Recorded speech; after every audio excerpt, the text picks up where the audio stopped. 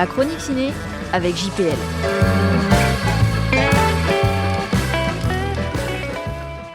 Madame de Sévigné.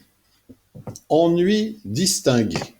J'avoue ne pas avoir vu le premier film d'Isabelle Brocard qui date de 2011, Ma compagne de nuit. Mais ces 92 minutes de drame historique étaient très attendues, trop sans doute.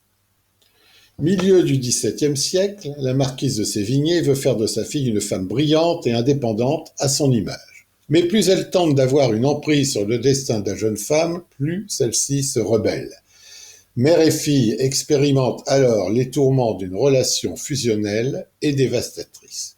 De ce ravage va naître une œuvre majeure de la littérature française. À part la superbe reconstitution de l'époque du grand siècle, c'est lent, beaucoup trop elliptique, froid, distant et trop souvent répétitif. Bref, une déception. De toute évidence, la cinéaste s'est intéressée de très près aux relations mère-fille, dans ce qu'elles ont de primitif et de destructeur.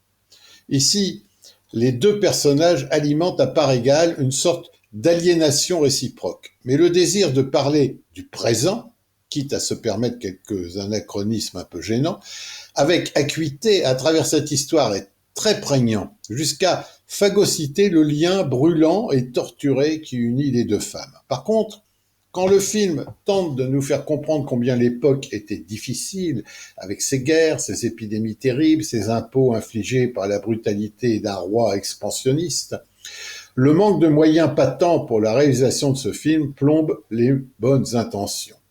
Alors, les scènes se répètent.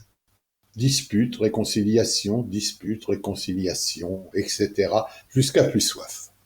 Le récit semble presque statique, malgré les superbes décors du château de Courrance à celui de Grignan, de la Bretagne au bord de Loire. Les costumes, les intérieurs, les accessoires, les éclairages, souvent inspirés des toiles de Nicolas Poussin, tout est très soigné.